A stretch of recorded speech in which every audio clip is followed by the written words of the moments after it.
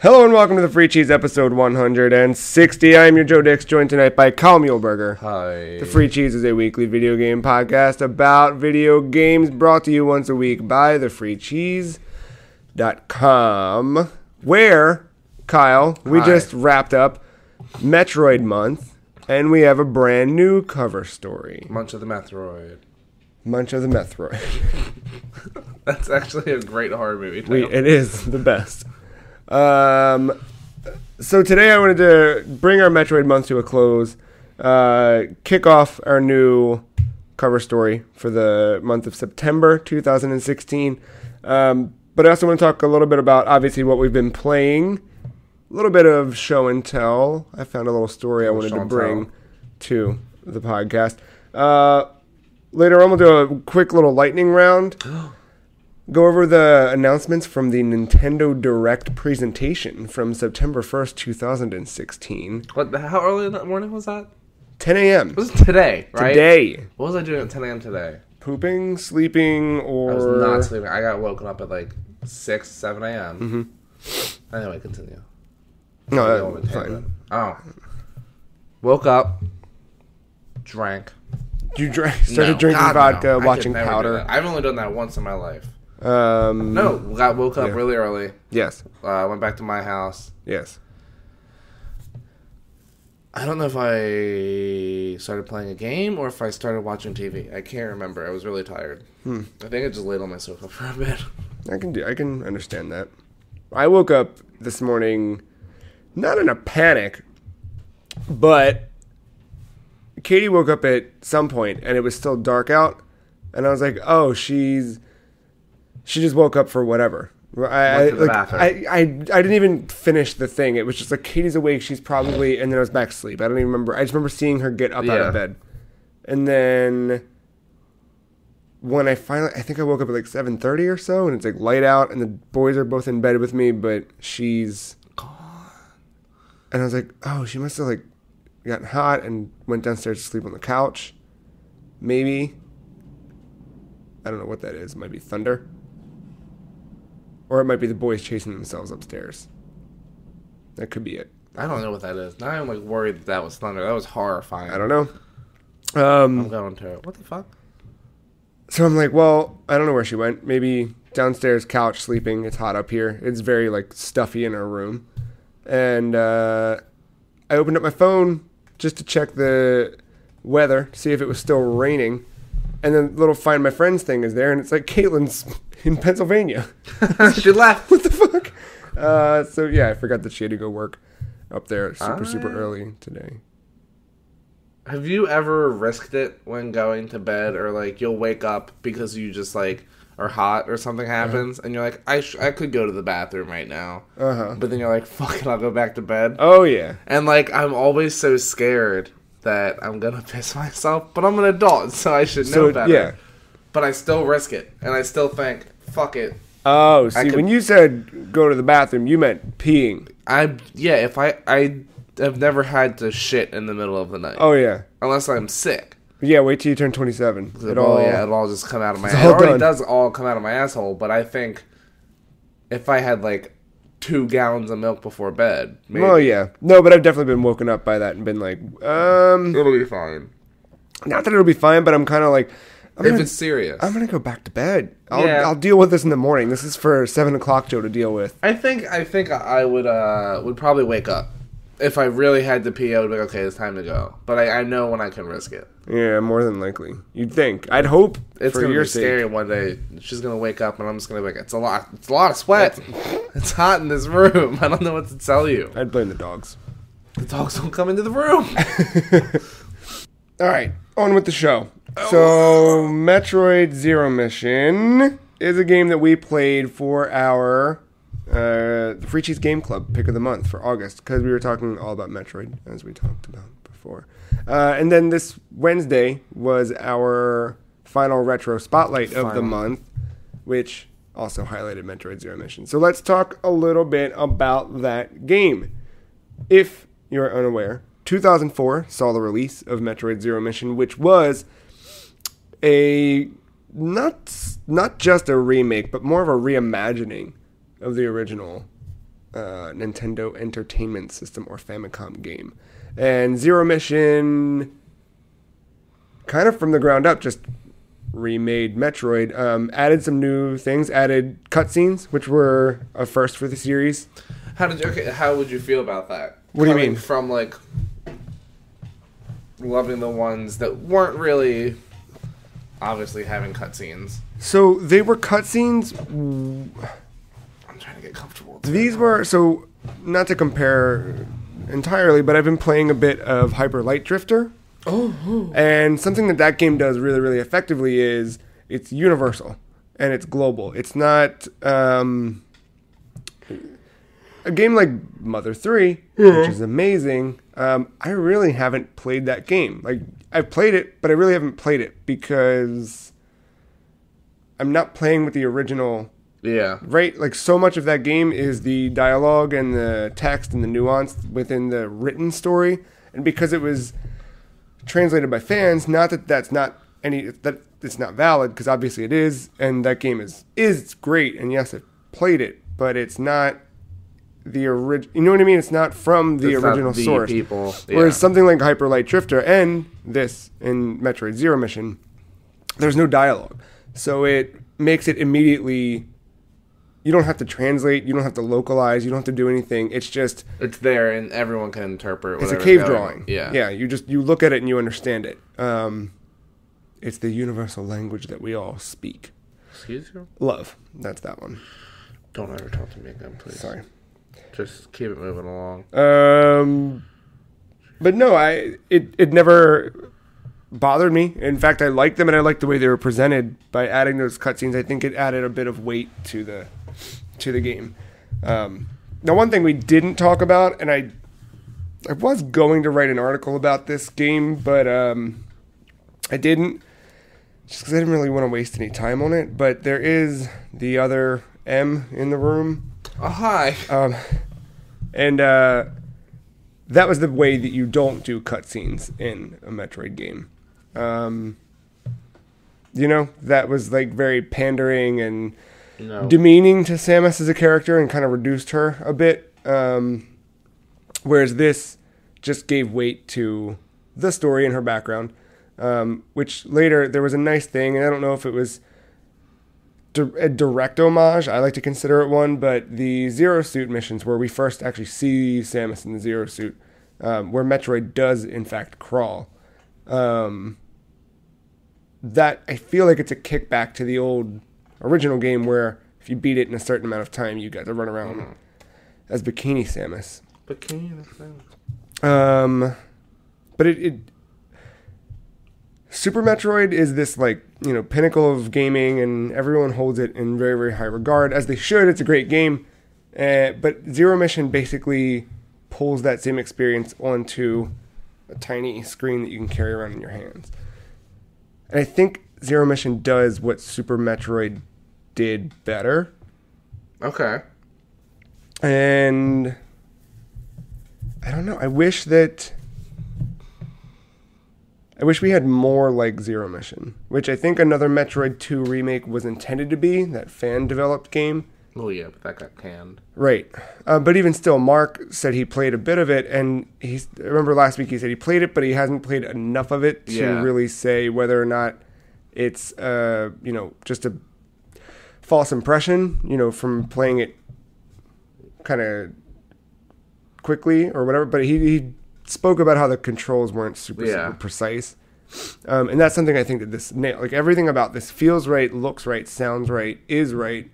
And I wish we had more of it from Nintendo, but well, it was always on the NX.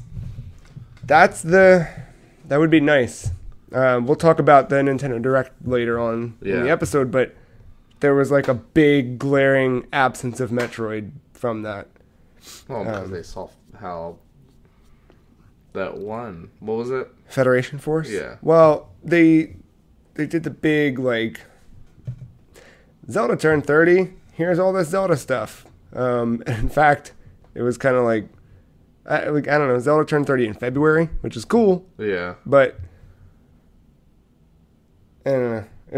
We'll get to that. But Metroid Zero Mission, the last 2D Metroid game that's been released. Do you prefer it in 2D or 3D?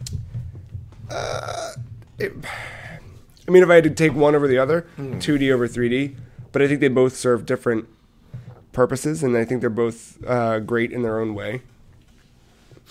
Just because it's two different... It's still the same game, but they're... I don't know. It's two different types. And I think that that's the cool thing about the Metroid series, is that now it can exist that way. Kind of like... I don't know. There's certain games that Nintendo puts out where they will not break the mold on it. And this is that when they put this into first person, it kind of... Would you, if someone said we made a mod for No Man's Sky where you're Samus, would you go out and then buy a PC that can run No Man's Sky and then buy No Man's Sky? No. Where you're Samus and you can wear the suit and you can get the ship and you can go around and just kill Metroids. You wouldn't do it, even if you could turn into a ball and all that shit. Nah. No. Because of two things. One, that's not Metroid to me. Two, the aforementioned, it's a fan-made thing. So Yeah. it's not going to have that Nintendo sheen. There's a very, very, it seems like every other week now there's a story about some DMCA takedown from Nintendo, or Nintendo flagged this for copyright infringement, or Nintendo asked this, blah, blah, blah, and how they're, being maybe a little overbearing when trying to protect their image, but it kind of has worked out for them to protect their image. They kind of don't make bad games. And when some of the reasoning behind it, where they say that, we don't want another Metroid 2 remake to be out there because we don't want fans to believe this is an official Nintendo product. It's like, well, I don't think anyone really does. Yeah. However, I do understand where they're coming from in regards to, this is... The story of a girl. Every single time. She kind of revenge on the whole world. And that's the show. That's it. Bye. No, I think, I understand, like, that whole Pokemon Uranus. Yeah. No, but that too, like, no one believes that that's an actual Pokemon game. However, where the fuck did uranium come from? Right, yeah. But playing that game, if you play either of those games, you kind of very quickly realize, like, this is cool, but it's not Pokemon. Well, it's not Metroid. From what I even understood about that is that there was more of a story, right, to uranium, and that's honestly what Pokemon's been lacking. Like, you get like, oh, cool, there's some stuff in Red and Blue, and oh, cool, there's just shit in Gold and Silver, and then even in fucking like Ruby and Sapphire, you're like, oh, okay, so there's something different, but it always comes from the goddamn teams. Yeah. What is Team Skull? Well, we're bored today because the Hot Topic's closed. Hi. And, like, how do you think that makes me feel? I don't even... That I'm staying away from this. I know. We can wait. We can wait for this Nintendo Direct because I'm going to talk some shit about the one thing I did hear about. We'll get to it. We will get to it. So I'm mad. We'll get to it. Is that Rattata thing true? Yeah. No, it's not. Shh. I don't know which one you're talking about. We'll get to it. So, I don't know. Final thoughts on Zero Mission. It really is it is my favorite Metroid game. Period, hands down. Again, I wish we had a billion of them like it. Although I guess that would reduce it a bit in terms of how endearing it is. But if you have not played Zero Mission, I really, really, really recommend that you do. I think the first time I played Zero Mission was on. Is that a regular? What is that? Just a fly. Are you sure? Yeah, I mean, he's a big fly, but he's a fly. I vacuumed up all those spider webs for you. And now that's why we have flies, because there's no spider webs to catch them. So I don't trust... He's all the way over there. He's over there. Sure? He's over there eating his own shit. See? Told you. It's just a dang fly. I know, but I don't like bugs. There's nothing wrong with bugs. Everything is wrong with bugs. Shouldn't exist. I have a fear of moths. I don't like moths. I had a cicada in the house the other night. Well, if it's just a regular fly, I'll calm down. It's a regular-ass fly. I promise. Right. I looked in his eyes. Okay, well, hold on. All of them. Okay, well, it's just a fly. Okay. It's just a big fly. I promise. A horsefly, they bite. Oh, no, it's not a horsefly. I wouldn't allow that. All right, problem solved. Anyway. I played that first on a Game Boy Micro, that Metroid Zero mission, and something about having that just sort of like pop it wherever you want to go. Also, if you beat it, I don't know if you have to beat it under a certain amount of time, but if you just beat it generally, you unlock the original Metroid for NES, which is cool to kind of like revisit that within that cartridge. I think it would be nice to see. Definitely not a open world, because that's not what Metroid like lends itself to, and I don't think that would ever work out. Nor would I don't think anyone would want it to. But I mean, I think it looks better. I like 2D, the 2D Metroid. But if they could do it really well and make it this cool, like you are like spacefaring, but you're still following a very set story and a set path. You want more of the ship.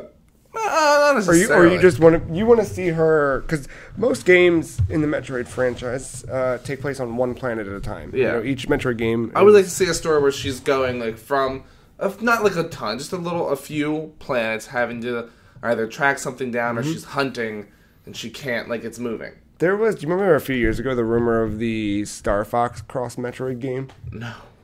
It was like rumored to be maybe like a Wii U launch title or something. I think it was just a pipe dream, but yeah, I don't know. Huh. Interesting stuff.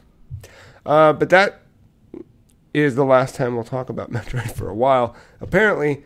So, especially considering kind of how Nintendo's been treating the franchise, which I don't know. But here's a cool thing: you can go buy both Metroid Fusions. Actually, you can buy, I think, all of the 2D Metroid games for $3.99. All of the 2D Metroid games are on Virtual Console in some fashion. For $8.99. They vary. I don't know the prices. They're all there. I think you got 4 of them on Wii U, and Metroid 2 you can get on 3DS Virtual Console. $8.99. For something, $99. And as of today, Axiom Verge is out on Wii U. Oh. So you can pick that up, which is essentially a Metroid game. It tries really, really hard to be one. Mustache. You can get one. I don't want one. Unless it's like that. 9! And then, that's it.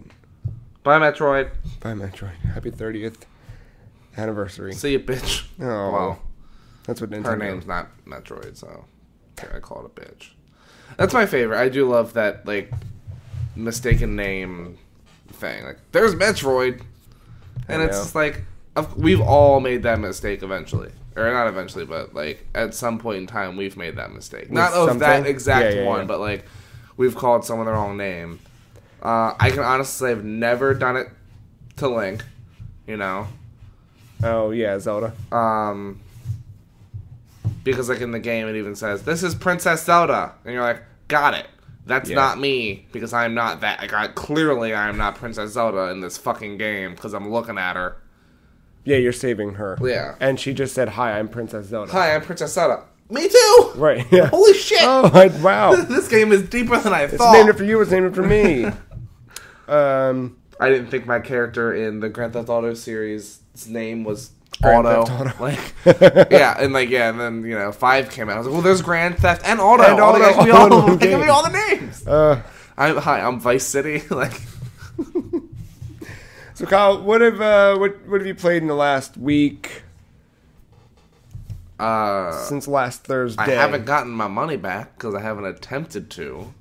I've been playing No Man's Bry, where I play a guy looking for his friend Brian. Oh, did you find him? No, he's dead.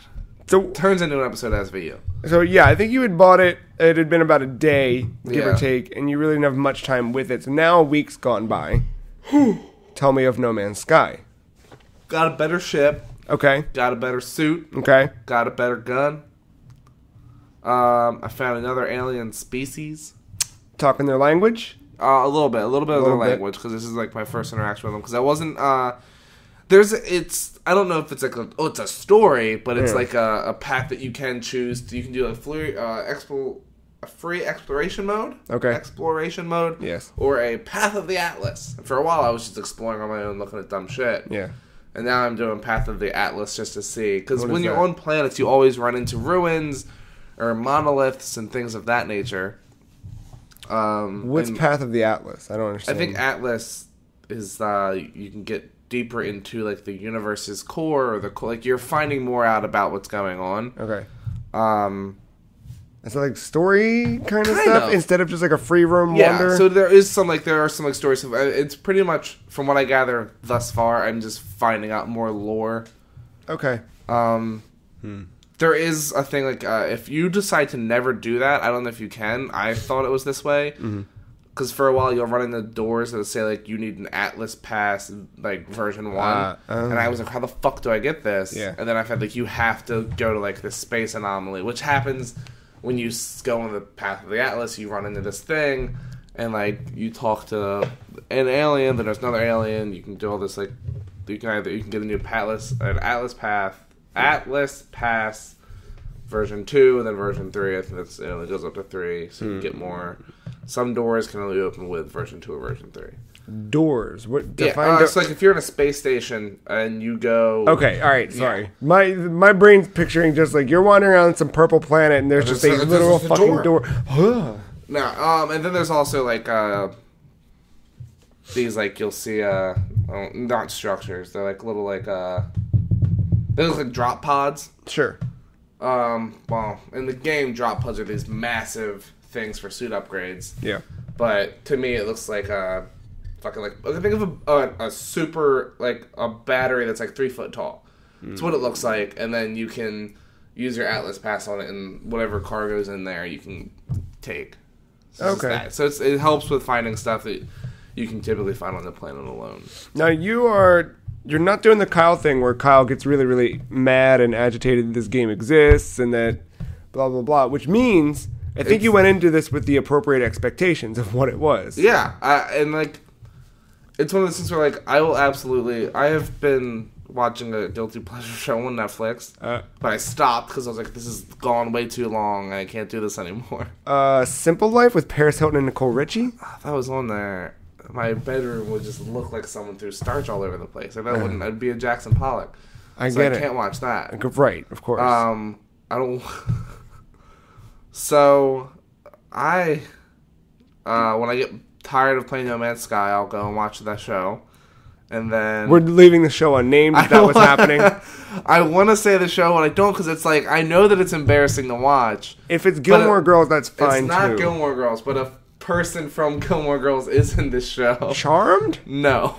But I learned that after a certain season, I was like, I can't deal with this show anymore because it's just too much and boring as shit.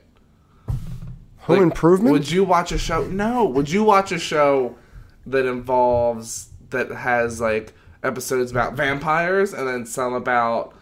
You're watching Buffy? No, not Buffy. Some about vampires, but then some episodes have like the Grim Reaper in it, or some episodes have different kind of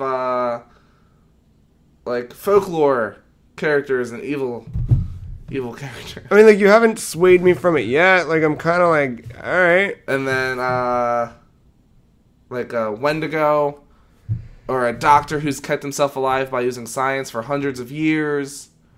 And he looks like a patchwork of people. Am I supposed to know this by now? I'm watching Supernatural. And like the first couple seasons, you're like, oh shit, that's a cool creature to see on TV for once. And then you're like, oh, I can't watch this anymore because you're focusing a lot on angels and demons, and I'm gonna just not. And then I start watching like The Road, and then I get depressed. Well, CW at it again. So, No Man's Sky, Supernatural. It's a downward spiral. Both of them are equally... It's one of those things where, like, well, now I was like, fuck you, Supernatural. Like, you don't have any good things to offer me anymore, so fuck you. Goodbye. All right. So I'll get tired of watching or playing No Man's Sky. Because there's only, like, apparently you can do everything on one planet if you need to. What? Yeah, like, you can get all the resources from just one planet alone. Give me this. Hello. Not mad. Don't do that today. We're good. That's what this guy I work with, he's playing it. He got the game for free, so he doesn't give a shit. How? Yeah. He downloaded it. Oh, I understand. So You wouldn't download a car, though, would you? I would download a car. Download a fucking baby. But yeah, you can do everything on one planet, apparently. Like, that's like this rumor. It's probably true. But some planets don't have any life on them. Right. So how can you do it on one planet? You don't. Is it luck of the draw? You don't. Well, you don't need like any fauna to be on the planet. Oh. But it does help to have flora because zinc it comes from the plants, and most of the time there is flora. Okay. But the iridium is a big element that you need. That just comes from like this massive, and like it's everywhere. At first, I thought it was where I was like, oh no, there's just these giant pillars coming from the ground. You just mine them, and then you take your elements and you go on your way. Iron's everywhere, carbon's everywhere. You can find copper. You can find plutonium. You can find other shit. Like you can only find like there's one that's only in asteroids. Okay. So it's been fun getting into more like space battles. That can be fun, be kind of hectic. I feel like my ship's a little too slow, or maybe my sensitivity's too low. Mm-hmm. But after a while, you get tired. I'm like tired of just like the monotony of, okay, go to this planet, land, search for stuff. Okay, cool. I found some stuff. I feel like I might have already found every blueprint so far for everything, but I don't have all the materials, or I don't have any like more room. Yeah, and then. I'm like, okay, well, I met all because there's only, like, 3 other alien species that you interact with, aside from, like, fauna. What do they look like? There's one that look like little frog guys, little frog chameleons. Then there's one that look like Shrek without the ears. Okay. And then there's people who look like robots. Like, they have... I've only run into, like, 3 of them. Mm-hmm. And they've all had, like, these masks on... Not masks, they look like helmets, but they makes them look like robots. So it's just like, imagine Jason from Arkham Knight. Okay. So it's kind of just like that. So that's, yeah. Interesting. So, I just feel like, okay, well, I've met all you guys. I've done enough. There's like lore for each alien species. I keep running into like dead planets, and that's pissing me off. I feel like that would make me really happy. No, because then you're just like, what the fuck? This is boring. I want to find cool shit. And if you go on a dead planet, there's no fauna. And I want to see... I will not stop playing the game until... Like, so once I see a giant creature... Yeah, but I just... Then I'll stop playing the game. I guess. I just want to go one of those dead planets and, like, just crawl to the bottom of a crater and just listen to sad music. You know what I mean? And just, like... Can you draw things on the ground? So, not with... I have been able to with my mining beam. Okay. Or my, like your bolt caster, which is like the weaponized version. But grenades can damage, like the ground. Permanently? Yes. Well, it doesn't matter because it's not like I can go and see your planet. So like I'll go and I'll just like throw. Where was I? I was like fucking around with it, and I was just like, and I fell into a cave, and I didn't know it was there. And if you get lost in a cave, just keep throwing them up. And you'll make a hole, and then you can just slowly jetpack out of the wereworm. Okay, so I can't draw pentagrams on dead planets and cry myself to sleep in the middle of them. Not unless you like have to upgrade your mining beam all the way. But maybe that'd be cool. Yeah.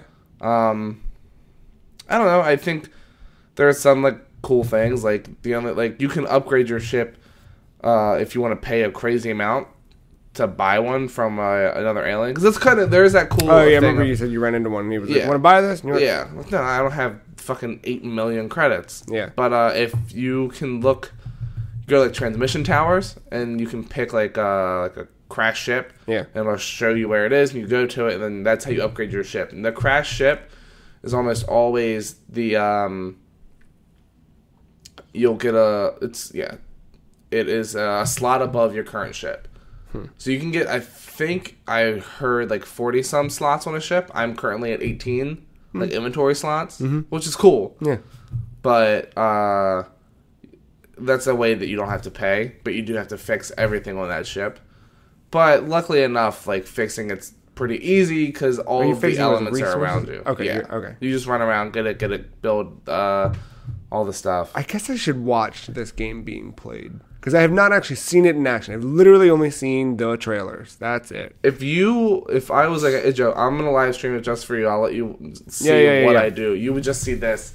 Me looking at the sky at some crazy flying alien just trying to shoot it down. Because I did that for 20 minutes today. And my beam doesn't have enough range. But when this creature would dip, you would see, it would hit and like smoke would come out. Yeah.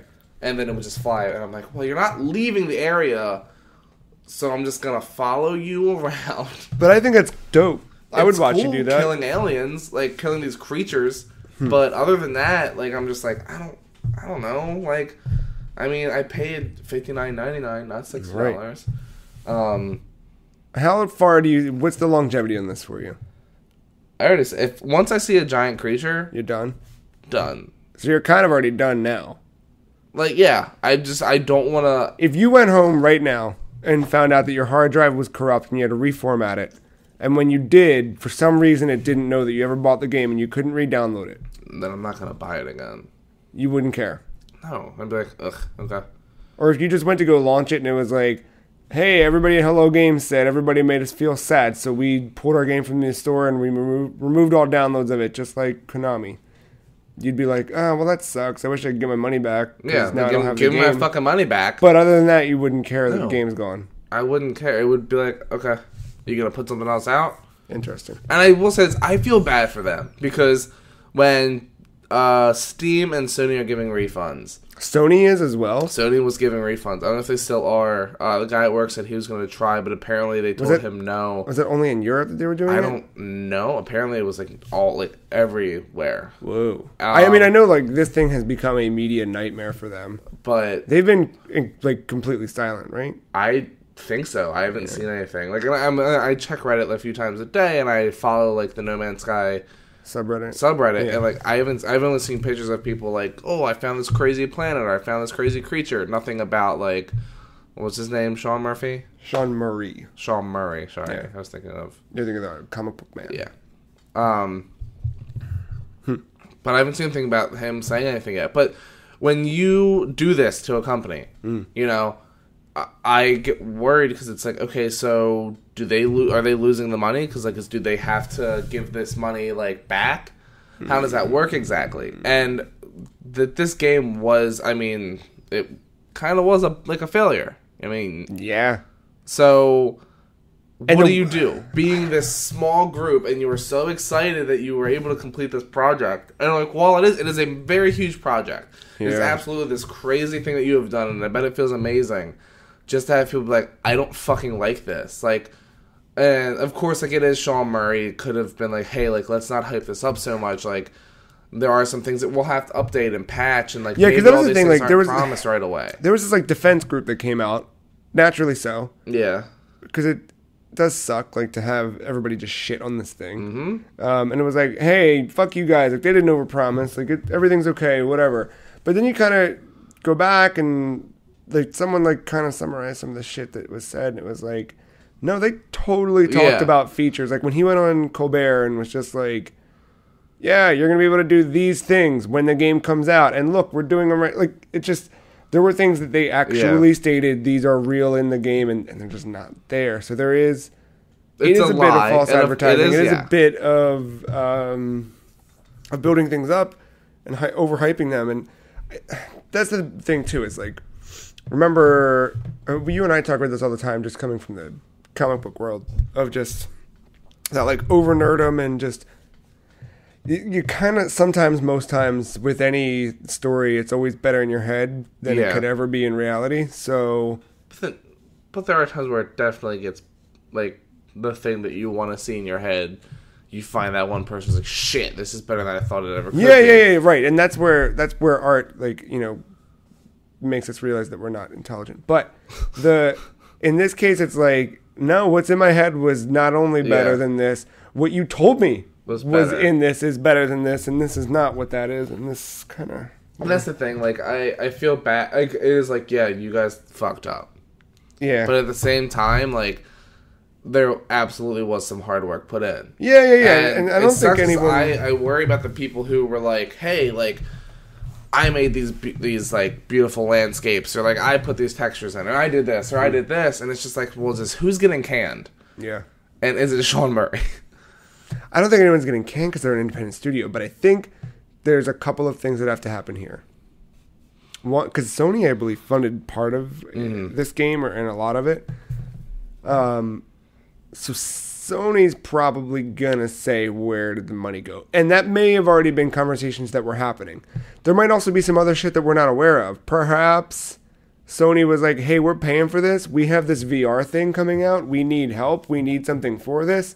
And they might have to partner with them. And there might, like, we don't know the entire story behind this game clearly. Because there's still a lot of weird stuff. Like, you don't come out and say, here are things that are in the game, and then just dump it out. Especially if Sony's with you, because I feel like Sony would be good about PR, about these things that you could and couldn't do in a game. So why would you say that you could do something if, like, you showed me video of you doing said thing, but then was it not programmed correctly? Was it not finished? I don't know. So that's where they need to come out and say, hey, here's what happened to this thing. Here's blah, blah, blah. Here's why it didn't work. Here's what our plan is for the next 3 months, 6 months, year for this game. Like, if I feel like a lot of the people who have already received a refund, demanded a refund, or at least considering it, might feel a little better about their money spent, having, just a little bit of confidence that... I considered it. I really did consider it. But, like, I want to... Like, part of me is like, yeah, maybe it is all over. Like, it is the entire world. But maybe it's not. Because the guy at work was like... I was like, hey, did you get your refund? And he was like, no, the agent told me I couldn't because I already had over 50% of the trophies. And I was like, well, that does seem like a valid, like... reason on their end. It also doesn't, like, it's just like, well, that's weird, but like, I understand that if everyone's trying to get a refund for this game, you have to draw the line. But those milestones in those goddamn games, like, there's milestones and then there's trophies. Like, the milestones are fucking unbelievable.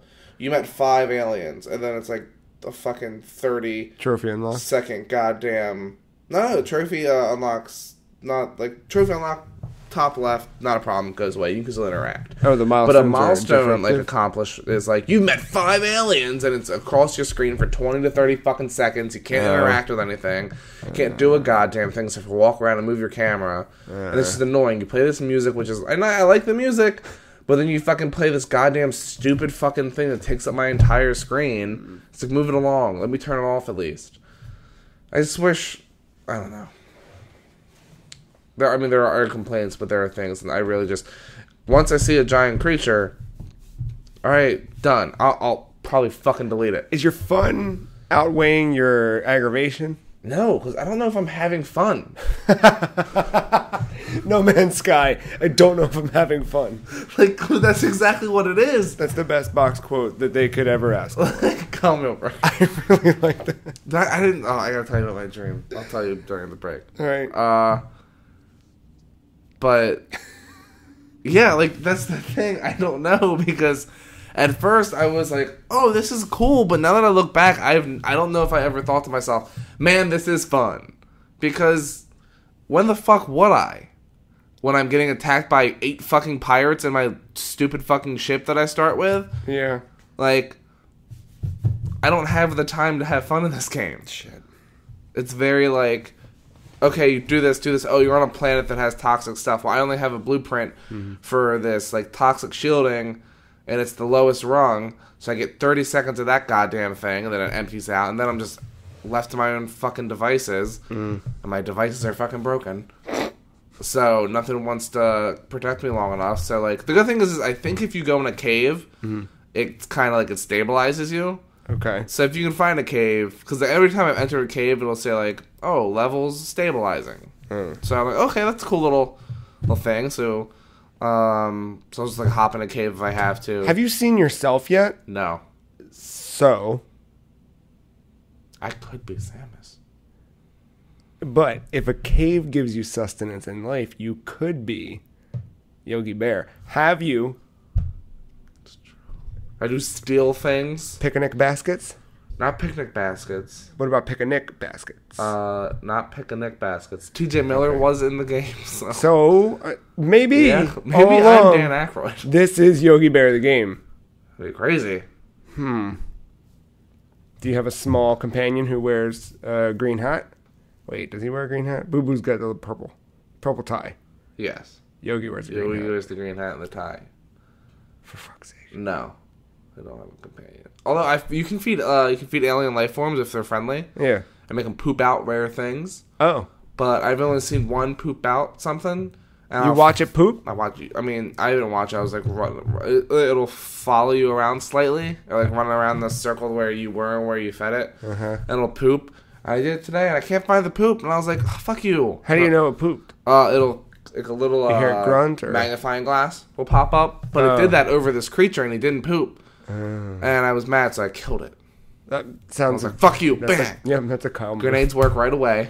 You can laser beam them. There's some really cool, weird-looking creatures in this game. I was terrified. Let me tell you about this terrifying experience. I don't like the water. Okay. All right? Like, in video games, it terrifies me. Yeah. It all started with Mario 64. Sure. So, I was on a planet that was pretty much just, like, all fucking water. And just a lot of chains of islands, as they are called. What are they called? Galapagos? No. Turtles. Yes, so they're all turtles. Okay. In time. So yeah, it's these little chains of islands. I'll remember the word.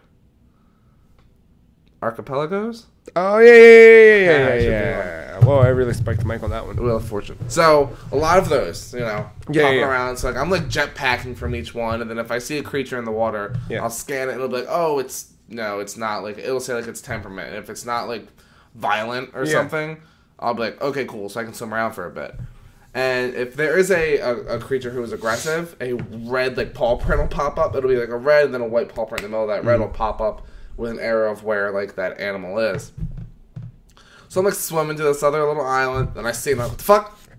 What the fuck? No. And I, like, jetpack out, and I land on, like, this little cliff, and I just see this pretty sizable fucking thing just, like, jet by me. In the water? Yeah. And I was like, what are you? And then I saw this fat looking manatee thing, and I was like, that wasn't you, was it? And then I scanned it, and I was like, no, it's fine. It's like there was one that also, like, animal in there who was like a little bitch. Didn't do anything. He kind of looked like a big old stupid dolphin manatee. And then I was like, well, where the fuck is this violent creature? Yeah. And I was like, I don't want to risk going back in. Yeah. And then I see this thing, like, kind of like slowing down. But it's not hostile anymore because I'm not in its area, so it doesn't sense me. I'm out of the water, and I was like, well, since I can see you, I can still scan you. Yeah. And I haven't figured out how to zoom in on, like, you can zoom in and scan it, but I haven't, like, in your log, I haven't figured out how to view and zoom in on the animals that I've logged, because I want to, because there's some pretty stupid looking ones. And, like, look back at the... Yeah, and... That's the one I want to see the most because I'm scared of it now. And I don't want to go back to that planet because I don't want to die there. Damn. So, if you die, what happens? Game over? No, it'll say... What does it say? It'll say, like, regeneration, like, and then your number. Apparently, I've died 19 times. I don't believe that. I remember dying once in a dogfight. Okay. Well, 2 times in a dogfight, and then 1 because I forgot to... I didn't pause my PS4. I just... put my I went to my tool, like my inventory, and the game's still like running when you have your inventory up. Yeah. So like I died because I put my inventory up and I left my house, and then I died that way. So I guess like it's just all the times that I fucking have done that, and I've died that many times. But there are some amazing creatures, but I just want to find like a super fucking horrifying one. Like I want to walk into a cave and just see a giant fucking snake-looking creature fly out at me and make me just quit the game. That would be cool. That's the shit. Because there's shit that makes you think there's something living in this cave. Like if you land on a planet, you can hear like screeches or animal sounds, and you're like, well, where the fuck are they? I can't find them. And then you'll finally see it, and it's like a little mushroom-looking fucker, and you're like, that's you? You're making all that sound. All time. Bang, and then I leave. Like I'm off-world. That's the shit that I like. That interests me. The story of a place, of a thing, and an experience. That's the part that No Man's Sky is really cool. All the other shit makes it seem boring, and I don't know. It's just not worth. Honestly, people wouldn't. I bet you no one would be complaining if it wasn't $60. You can't charge a AAA price for an indie game. See, but and while I like understand Sony helped. No, but even $60, like, I think is fine for this. You know what I mean? I don't know about that. For this, no. If you paid $60 for this, you'd be like, fuck you. No, this is not the price you should ever have paid. I guess you paid and you played. Well, you played. That's true. Was there anything outside of No Man's Sky? No? No, like, I wanted to bring up, it's been like a week or two since I've actually played Pokemon Go. Probably 3 weeks. Me too. Like, actually played. Like, today I was like, I looked around and I was like, no, I don't care, you know? And I'm like, should I just delete it? I almost deleted it tonight when I was moving some apps around on my phone. I was like, I don't know if I'm ever going to actually give a shit anymore. Like, while it's fun, you had, you know, you were fun, you know, I just don't know if I care enough. I don't care anymore. I really don't care. I really, really, really don't.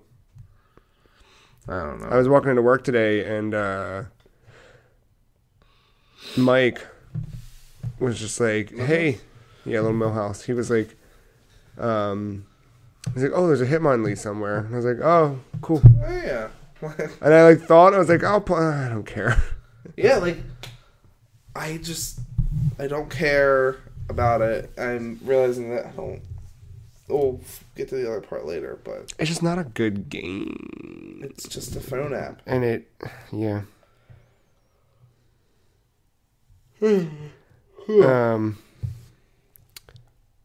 Yeah, well, Kyle, as I said last week, made a purchase. You did. I'm looking right at it. It's a Coke. I bought me a 12-pack of Coca-Cola Classics. I got my new Nintendo 3DS, the one I've been waiting for. Open it. Let them hear. Let them hear it click. It doesn't click, which means it's built well. Yeah, it doesn't have it has a little bit of the top wobble that the XL did, but it's not as bad as that XL was. The build quality on this, it's not quite DS Lite material, but like, oh shit, I just turned on the camera. But it is like, it's really like clicky and just good. The buttons feel nice. Everything feels like solid. What are those? What are those top? It's ZR and ZL. Okay. Sort of same as the Wii U. So you got the extra buttons. The C stick is surprisingly natural. Like, it's just a dumb little nub, which is kind of. What games have you played that needed it? Haven't needed it for any, but there's a few that I have that can use it. Can Shovel Knight? No. It doesn't really need to. No. Kind of like if you went back and played any of those types of games with a fucking. I did Majora's Mask. I did the first day. I didn't play much of anything. I know you're upset. I know. But I didn't play much of anything. I just did like a little random grab bag of, let me see how this game runs. Let me see how this game runs. So I did a little bit of Majora's Mask just to see what the camera control felt like, which pretty natural, like easy, subtle, whatever. I think, what was it? Some other game I have uses it. I got a game there was a Humble Bundle a few months ago that had a bunch of random 3DS things. And I played that, and it used it. I didn't play it for very long because it wasn't very fun. What game was it? Nano Assault EX. What the fuck? It's intended to be a twin-stick shooter where you're flying, you fly a little ship around, and the ship, you're flying on like a cell, like an organism cell, like real tiny, whatever. And you're trying to destroy a virus or something. It's not a bad concept. It's probably not a bad game. I was just not in the mood for it. It didn't grab me right away. It seemed very half-baked, not the right word, but it was my gut reaction, so I'm going to go with it. Yeah. Yeah. But I'd like to return to it and give it some more, time. Be a little more fair with it. Who's on this plate here? So this new 3DS that I got came with two faceplates. This is the smaller, regular size new 3DS. which you can swap the faceplates out on. What does it feel like? Let me get a feel. It's a real good feel. I'm telling Oh God! Right? It's very smooth. I would worry. Real smooth. I like it a lot. I mean, I like it, but I would worry I would just slip. No. So you've got the one faceplate, really, really dumb. Like, if you've seen any of those weird 3DS cases that have just, like, full body art of Mario. Oh. That was kind of the 3DS case. It's, and that one, I think, had, like, a glossy finish to it instead of this nice... You can hear it, like, this matte finish. But this one's the Super Mario Maker one. And it's just sprites of... The amiibo? Mostly? But Yeah, because I don't see any Pikachu. Or Charizard. Yeah, there are no Pokemon on this. Fucking typical. But we've got Samus and Zero Suit Samus, Little Mac, some Splatoon characters, Wii Fit Trainer, Donkey Kong, Diddy Kong. There's a lot of little characters peppered in all throughout this thing. I don't know, I like this. I also like the fact that if I want, I can get faceplates for it and just swap them out at any time.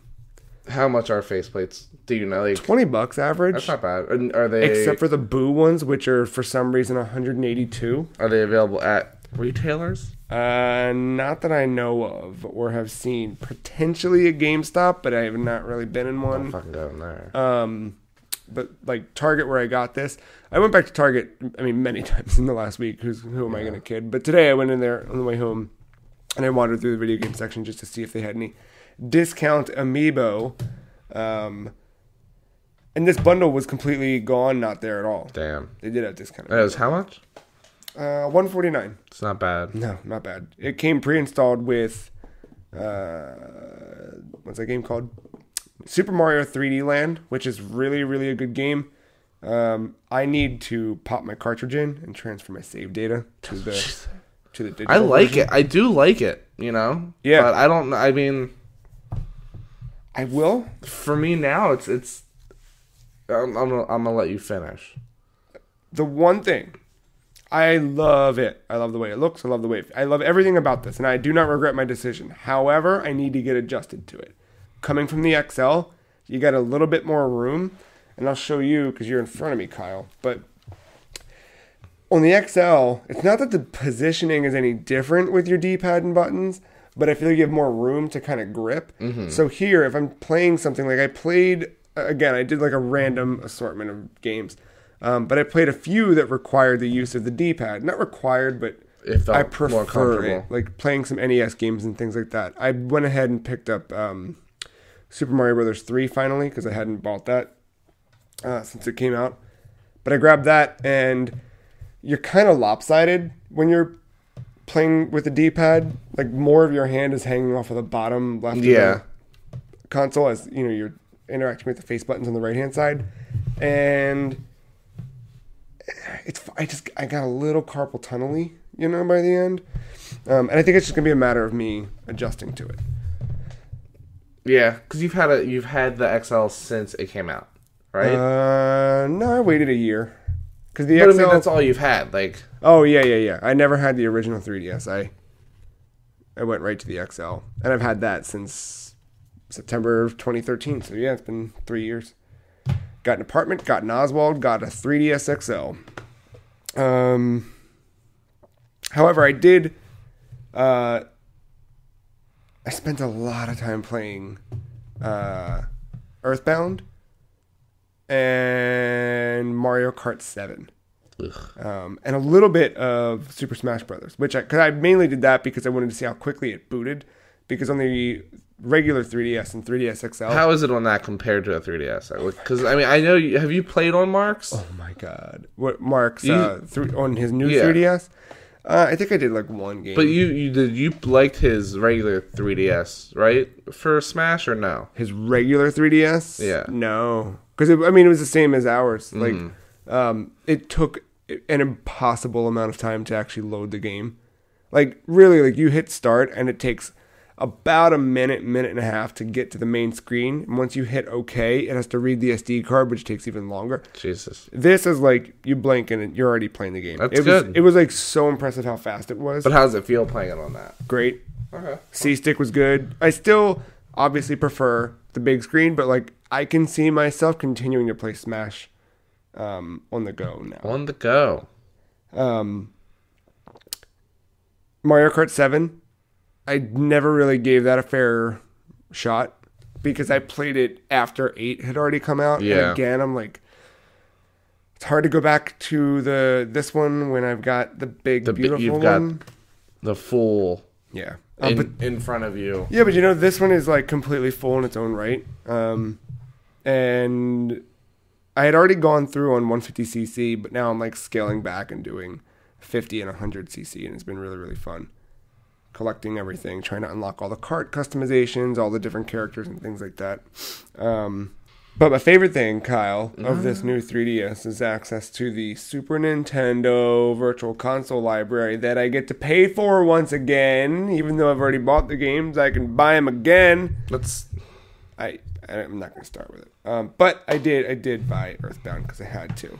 Did you buy... I don't know. I didn't, but I bought EarthBound.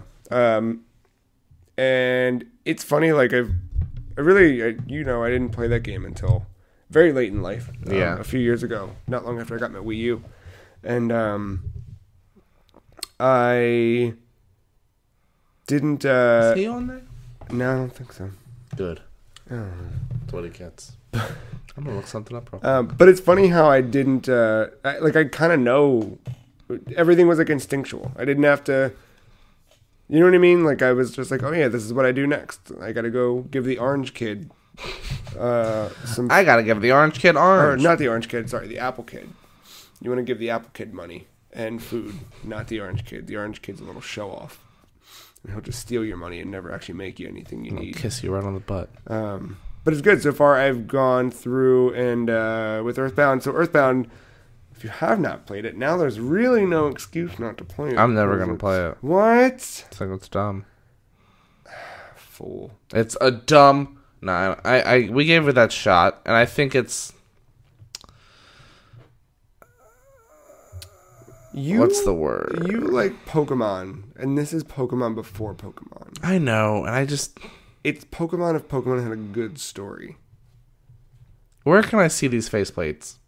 Internet.com. Will the Nintendo have it on their website? They're very, very limited on there. Switch. But yeah, that was the big one for me. Was just a lot of EarthBound. Well, that's good that you're getting back into it because of this. Do you think if you didn't get this, you wouldn't, like, not anytime soon? No, I was planning on doing it pretty soon anyway. Just, like, to revisit it. I don't know. Yeah, I kind of, like, certain times a year kind of give me a certain... I like that one. Yeah. But, like, that back-to-school feeling that kind of getting right now, even though I'm 27, I'm not going back to school, kind of gives me that, like, I don't know, like, autumn, pumpkins... whatever. I only care about fall. Target's putting fall Halloween stuff up. I know, I bought Halloween Oreos today. I'm excited. But that kind of thing, like, you get a certain feeling, and, like, I get that feeling, like, fall reminds me of EarthBound, and I don't know, I'm drawn to it, so. I don't know if I have a game that reminds me of a season. I definitely do. Like, Zelda is always Thanksgiving. What's the other one? Spyro is always Thanksgiving for me. Like, 'cause I remember playing that like on Thanksgiving morning. There's a couple of them. I'm trying to think if there's any game that's like, to me, this is definitely, holy shit. This is like, this season is this game. And I don't think anything's popping up. How do I buy this plate? Whoa, that's a cool... Oh, I don't think that's real. I mean, it's real, but I don't think it's one you can buy. Yeah. Well, I don't know, but that's... I wish there was that, like, I'm tied to this game because of this, like, to this season because of this game, and it's a link to the past. Well, that's everything for now playing. Let's move on to a little show and tell before we go to break. There's a Kotaku article about a lawyer who quit his job to make an RPG. Game? Yeah. Oh my God, Phoenix Wright. it's funny because I'm reading the story and like it's already like captivated me a little bit, and then I get down and I start looking at screenshots to the game, and I'm like, hey, this art looks really familiar. What is it? So it's called Vidar, Vidar. But I realized that the artist that does the art, I follow her on Twitter, and I followed her for like years, and like from the point where she was like, hey, here's some stuff I'm doing for secret projects that I'm working on, and now it's like, oh, this is the secret project you've been doing. Secret project. Let me see that. Flip that iPad. Hold on. Oh my god. It's not really the best like examples of What the fuck am I looking art. at? Tetris? There you go. Okay. So what's it called? It's called Vidar. Okay, Vidar. It's due out next year. I really, really like this guy's story. So his name is Dean Razavi. Dean Risotto. He's making this RPG. The idea of it is this is an RPG puzzler where everyone dies. That's kind of his like. That's what this game is about. Okay, thanks. This guy, so he's got a cool backstory where he goes to school to become a lawyer, as one does. Becomes a lawyer, and he's doing like 50 to 60 hour work weeks, doing kind of high profile cases, including defending the production team for Drive after a woman in Michigan had sued claiming false advertisement. She was expecting a psychological thriller. And he defended the production team for Drive. How do you I'm not even... Your Honor, this woman is dumb as fuck. That's kind of probably what he did. So maybe he's not that great of a lawyer. He just had an easy... Yeah. Bird law. Exactly. Yeah, no, but that's... that was interesting. There's a lot of stuff to unpack from this Kotaku interview and article profile on him. However, in terms of him like leaving being a lawyer to go make a game, he said like, yeah, I just left. I just got out. So he put out Vidar on a Kickstarter campaign that was funded, and when he told folks that worked at his law firm, like, this is what I'm going to do now, like, bye, they were like, well, that's a cool, fun hobby. And he was like, yeah, but I'm done. Like, I'm gone. I'm out of here. This isn't a fucking hobby. But what was neat about it is there's a lot to it, but the one thing that stuck out to me was how he started making games. Because he's always played games, and they talked a bit about how he's always been a game fan. But how do you go from being fan to lawyer to now game maker? Here's how. He met his husband, and not long after they met, they both realized they were each participating in the StarCraft 2 beta. So they spent some of their first dates playing StarCraft 2 together. And they later decided that when they were going to get married, they were going to make some sort of video game themed wedding. But he instead focused on the invitation. So he said, I thought it'd be cute to send a little RPG with the wedding invitation. You play as our wedding party and save the day. So he bought RPG Maker, which is a game where it's basically a game engine where you can make your own RPG. Mm-hmm. And he really wanted to not only make this, but understand how he was making it. So he went ahead and learned the programming language to do so. Jesus. And then made a 30-hour RPG that took him 1 year to develop. Jesus Christ. But yeah, it was kind of just like, oh shit, I made a game. I can totally make a game if I want to make a game. I've done this now. So he wanted to make Vidar, and was kind of, do I do it? Do I not? Yeah. I'm a lawyer. I don't have time. And then his cousin died. And he said that his cousin was super, super close to him, someone like a soulmate that really understood him. And even though they kind of like once he died, it kind of just like shook him. And being at the funeral kind of opened his eyes to death and how everybody has a different relationship to death. And that's kind of where this idea was born. It's an RPG where everyone dies. you play as the stranger, and you're not the savior of the village. The village is named Vidar as well. Mm-hmm. So you arrive during a blizzard.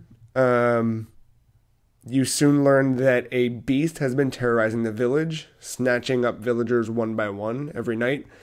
There are 24 non-playable characters, and you have 24 days to stop the beast. So it says, in what is perhaps the least spoiled spoiler, everyone dies. But in the intervening time, you will solve environmental puzzles and honor quest hooks around the town. It's like Animal Crossing, except instead of growing bloated with cute villagers, Vidar becomes a ghost town. Oh, it's like, yeah, instead of like getting more people. Animal Crossing. It's Animal Crossing, but instead of everybody moving in, they're just dying one by one. Oh, great! You're watching them all leave. So it's really a reflection of how we grieve around death. But apparently the NPCs are all like super charismatic and weird and goofy and eccentric, kind of like they compare it here to Zelda. And yeah, he says, even if you try to make the exact same choices on a second play, the story will be completely different from what you saw the first time. My goal is to have you come back and see how people react differently. The theme ultimately is very much not about not wasting your time. There is not a completionist ending. The goal is to talk about how we use our time here. There's a lot more over on Kotaku, and I'll obviously link to this in our show notes. But I don't know. I thought it was... It's a neat story, you know. It's interesting, and it's cool to hear about, like, he was just this guy who was a lawyer, and then he did all this, starting from this idea of, like, having someone in his life, and then, as Gleek, grew more inspired by losing someone in his life. Yeah, and I don't know. It's funny how we don't really. I don't know. Like, it's weird how we don't. Do you remember? I don't know if you ever had this. I don't think I ever had this, but it's quite the cliche of the guidance counselor in high school. Just, where do you see yourself in 5 years? Yeah, and you're like, I'm not doing your job, eating shit. What up? Whatever that is, but like, it's hard to do that, and like everyone, that question's a stupid one to answer because it's you can't answer that unless you're like. Everything's just planned out for you. Yeah. Like, you know what I mean? You're an asshole, right. And a sociopath. But even separate from that, like, even if, whatever, there's circumstance that can, you know what I mean? If you've just decided, like, I'm going to go do this and that's where I'm going to be. But you still don't really know where you're going to be, even if you know the career you're going to choose or the job you're going to pick. But it's easier to do that in retrospect and look back and just say, kind of like, where was I 5 years ago? Like, I think about it all the time when I, like...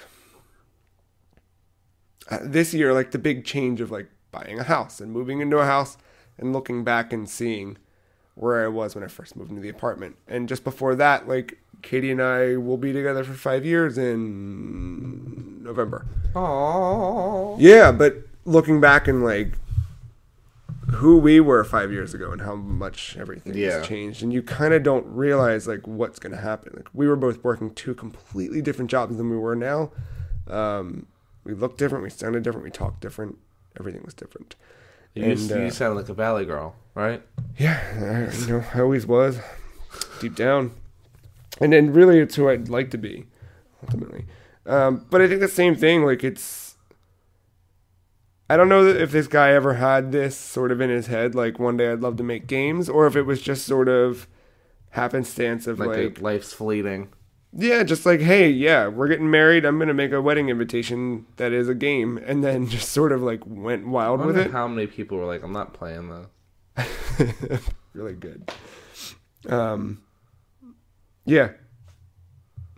And I felt it a little inspiring, just sort of. Is that the game or is that the invitation? This is the game, yeah. That's the Vidar? Vidar. Yeah, I've been following that one girl, just like staring at the art. Like I don't know how she popped up in my suggested. It was years ago I started following her, and I've loved like all of her sprite work that she's done. Like it's been super, super neat. And now, like, realizing that both of these things are all related. Or they're not related, they're the same. Yeah, check that out. I would say go read that and think on it if you want. Yeah. Yeah. I like it. Yeah. It was a neat little story. Well, what do you say we take a break? We'll come back. Quick little lightning round. Nintendo Direct recap. We'll talk about our new cover story. And then we'll wrap it up. All right. Be right back.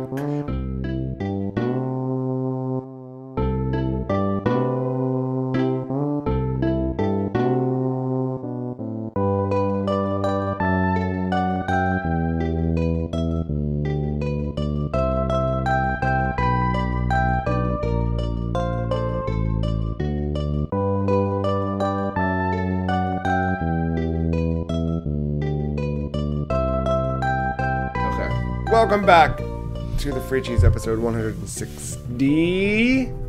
Kyle. Hi. It's time. It's been weeks.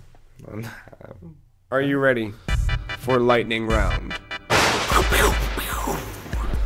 Yeah. Number 1. Perfect Dark or GoldenEye? GoldenEye. Perfect Dark.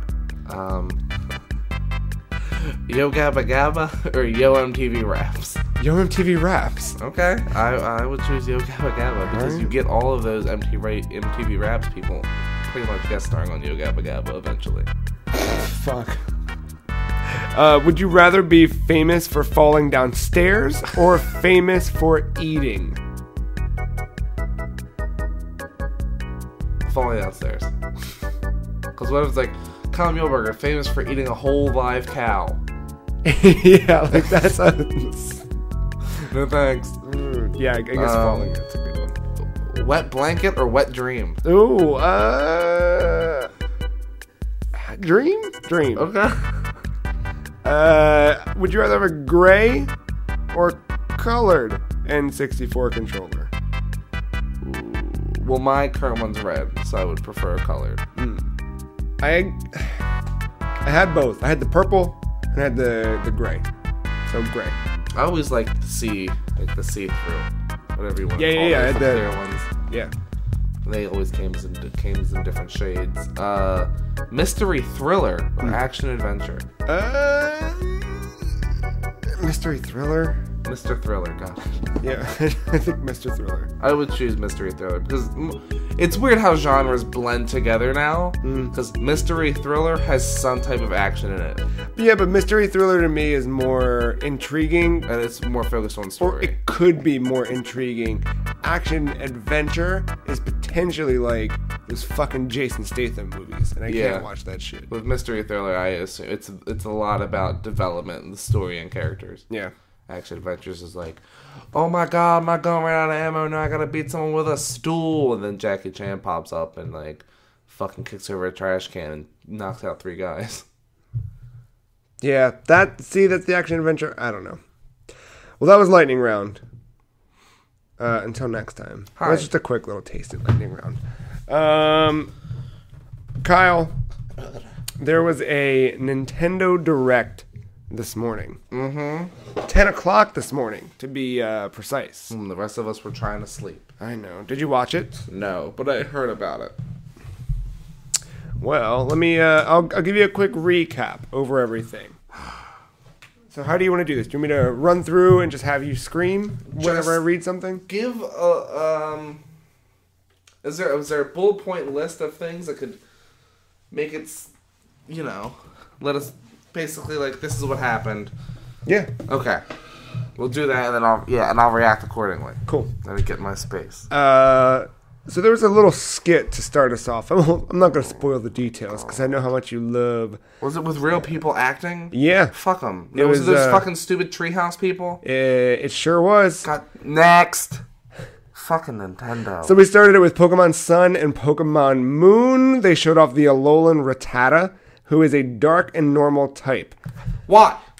All right. We're gonna talk about this because why? Why the fuck, out of all the goddamn Pokemon, you're like, hey, you know, stupid rat fuck? Let's give him a dark type because that's what he needed. Do you know the reason behind? Let's hear the reason, because Hawaii has a rat problem. Hawaii had a rat problem, so they brought in, who's the little... The Rock. No, the goose, the mongoose. Donald Trump. Fungoose? Yeah. Fungoose. Young Goose. Young Goose. And he evolves into Goosemon. Louise. Goosemon! Yeah. Young Goose. So they brought in some Young Goose and they threw them out there to kill the rats. The rats instead became nocturnal when Young Goose doesn't come out, which caused them to become dark normal types. It's a pretty cool story. What I'd like to know is, are there other stories for other Pokemon? Because like if I lived on a tropical island and I were a fire looking fox, I would totally be like, oh, I should become ice because this is a very logical move for me to do. Yeah, you see, but maybe there's a reason. There might be a reason. Now there's ice caves. Maybe? Oh, what other forms are there? What else? Z moves. So here we go. Fuck a Z move. So Z moves. You gonna tell me about this? They require a specific Z crystal, so it seems like it's similar to the Mega Evolutions. Yeah. Some Z crystals and moves are specific to certain types of Pokemon. For example, the Alolan Raichu looked like he had a very specific one for just the Alolan Raichu. Early purchases. So if you buy the game between launch and January 11th, 2017, you'll be able to download a Munchlax with a special Z crystal, Snorlax Z. And when you evolve your Munchlax into Snorlax, you'll get the Z move Pulverizing Pancake, which looked quite powerful. I'm done. Well, perfect, because we're done with the Pokemon Sun and Moon news. I don't understand why they do the things that they do. I don't know. Because who's in charge over there now? We say this now, man, but I'm telling you, when you play it, you're not gonna... I'm going to play it, and I'm going to be like, I'm only going to play the goddamn card game. I'm still going to spend the money and buy the goddamn game, and I bet you, I'm willing to bet that I will hate it. Because I don't want to be some fucker in a red glove hat looking like I fucking put Mr. fucking Hamburger Helper. We're going to come back to it. We will, sometime late November, early December, we're going to come back and we're going to see if you hated it. Watch me. What a Super Mario Maker for the Nintendo 3DS. So before I watched this, I said to my friend Matt at work, I was like, yeah, Matt Lauer, me and Maddie hanging out over at 30 Rock. I was like, hey, Matt. You like news, you bitch?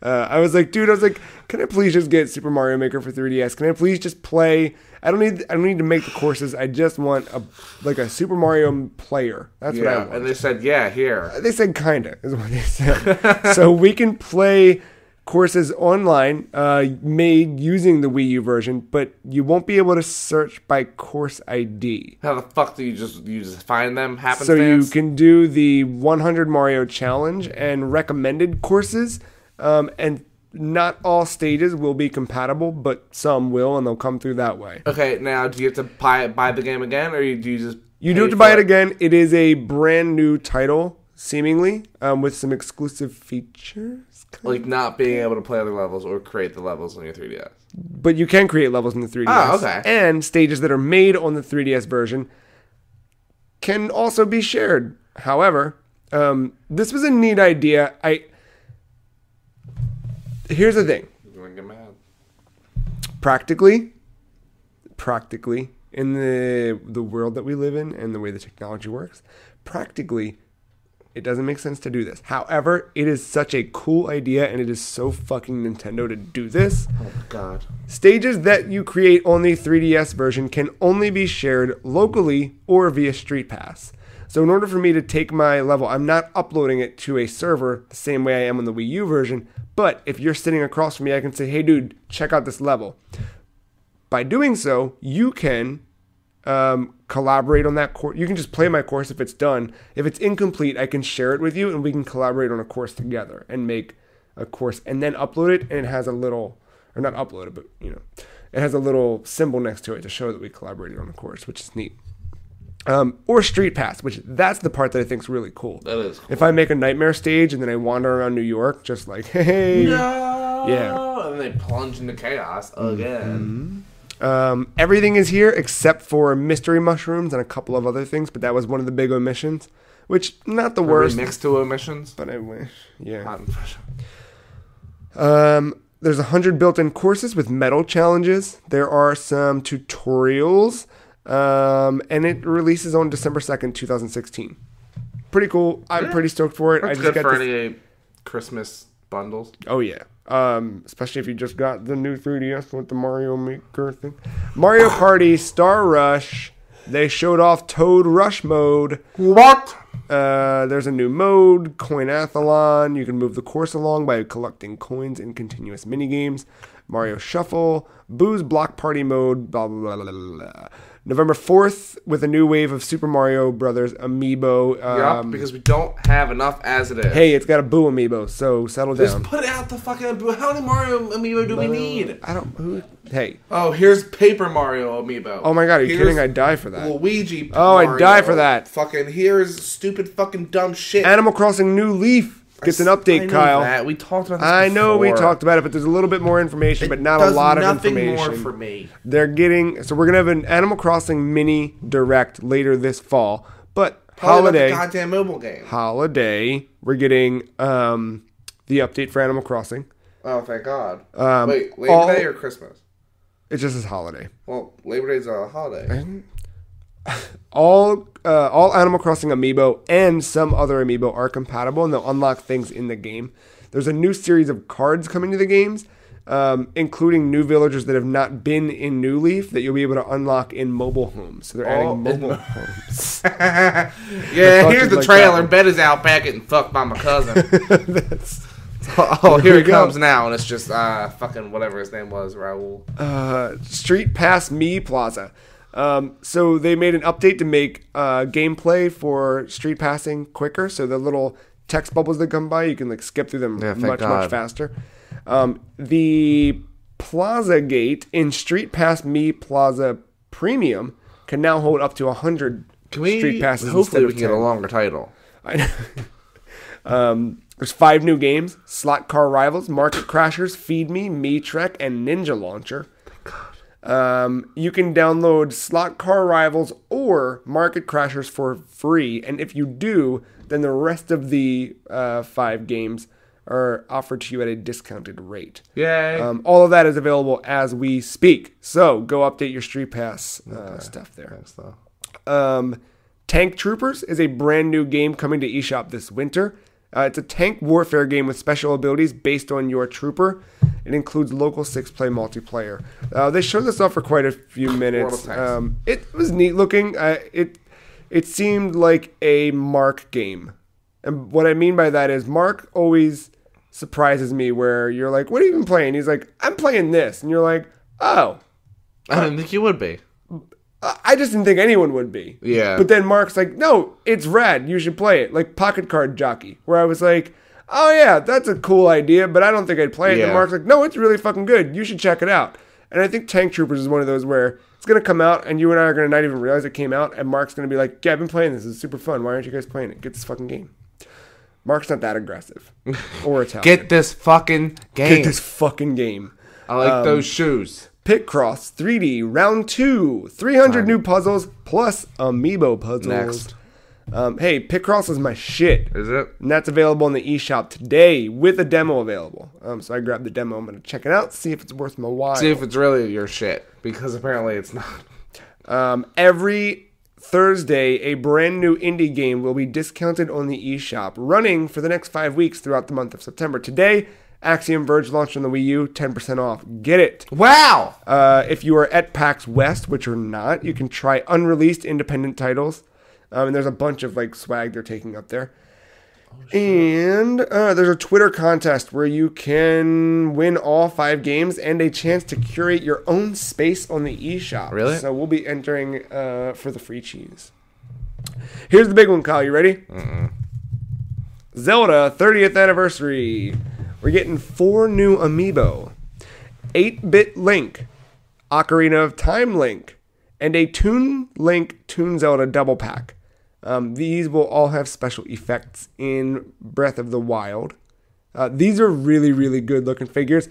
Kyle, ladies and gentlemen, has his face in his hand. I'm just tired of all these goddamn amiibo that we already have. There really aren't that many amiibo, though. Yeah, we have enough Mario amiibo. One is enough.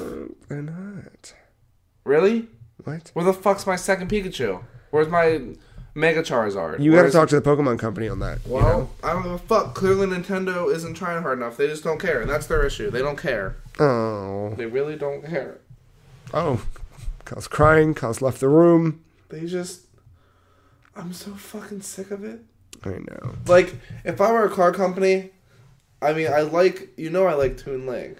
8-bit Link, Toon Link, Toon Zelda. Look at this Ocarina one. Really good looking, really detailed. I really like that design. I like the design. I just...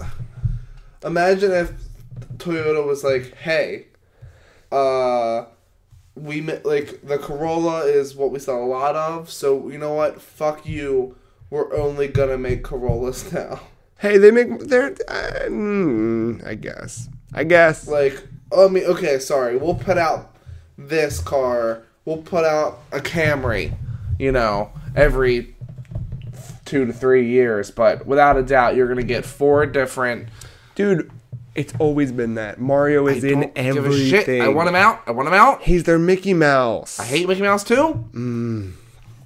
3 Zelda books are being released. The first is a Legend of Zelda Art and Artifacts book, featuring 2,000 plus Zelda art pieces.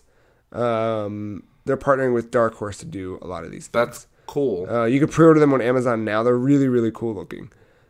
Skyward Sword on the Wii U eShop today, as we speak. They also talked about the Symphony. Is the night. Yeah, you can still find Symphony of the Night. But you can go track that down. Hyrule Warriors Legends getting its 3rd DLC pack. So Legends is the 3DS version, but you're getting Spirit Tracks and Phantom Hourglass content, which includes new adventure mode maps, as well as Link with a sand wand and train, as well as Toon Zelda inside of the Phantom armor. You brought this up earlier, but Ace Attorney, Spirit of Justice. Who's Justice? The stripper? Might be. But they showed off some gameplay for Spirit of Justice. That comes out a week from today, September 8th. Dragon Quest. They showed off a snippet of Dragon Quest 8, which is launching in 2017. However, September 16th, Dragon Quest 7 is released. It was shown off with Street Pass and online modes, adding new content. And if you buy it as part of a pre-purchase, you get a theme for free. Ooh! I'm thinking about getting it. I've never really played a Dragon Quest game, and I think I might start with 7. Kyle, I know that you're very excited. Yokai Watch 2. There's new features. M skills. There's like Z power moves. Maybe. So here's the weird thing: they're doing sort of the Fire Emblem Birthright Conquest thing, where there's 2 different versions, and there's version exclusives in either or. It seems much different than Pokemon, where Pokemon you really don't. There's not that much difference between the two story wise. This seems like there's like real clear division, which I kind of wish Pokemon would do more of. Right next to division. But the demo for that hits mid-September, and the game launches September 30th. Disney Magical World 2, if you pre-purchase, you get Frozen outfits for free. Oh my god, how? Like for me, my person? Yeah. For my person? No. Oh. In the game. No, now this was the dope thing. New Disney 3DS home menu themes, which largely you don't give a shit, but like there's some cool looking ones. Unless there's like The Incredibles. There was a lot of Pixar stuff. There was Monsters, Inc., and they literally like flashed and they didn't show everything that they're bringing, but I just hate more than anything when people are like, I love Disney. Why do you love Disney? Why do you hate everything? I don't hate everything. You just said, so it's not all of Disney, but it's just like it's all of everything. A large majority of that. I dislike when people think that Up is a good movie. And it is a great movie. To this for so long. The first 30 minutes are a great movie. The first 30 minutes of Up is something that I literally don't give a shit about. And if someone were like, Kyle, watch this, I would be like, call me when the movie actually starts. Because this isn't a movie anymore. This is just a test for depression. And you know what? No, I pass it with flying colors because I don't care. Where's your joy? Well, there's no joy. Hey, Kyle, you want to watch Up? Yeah. In the first 30 minutes of a movie, please let me watch this man. Okay, the first 10 minutes of this movie, let me watch this man's world fall apart and then him be annoyed by John Ratzenberger and then an Asian boy. John Ratzenberger, I think it was Ratzenberger, I think is his name. He's done a voice in every single Pixar movie. Sonic Boom, Fire and Ice. He was a man in the movie, the TV show Cheers. He was the mailman. Yeah, I know. Friend of Norm. Yeah. Sonic Boom, September 27th. It's a day after something that doesn't matter. Is that the one we're not excited about? Yeah, I mean, it's not the good ones that are Suddenly makes me breaks. That's why we're running so fast. This is the one that actually, when we saw the trailer for it, remember we were like both super stoked about the music about a year ago. I don't think it was me. It was me. I think I rickrolled you. Yeah, you did. But I was very excited about the movie or the music. If you buy the North American Launch Edition physical, you get his scarf. You get his scarf, and you get a 3-episode DVD because those are all the hot rage. Shin Megami Tensei 4 Apocalypse. Oh, okay.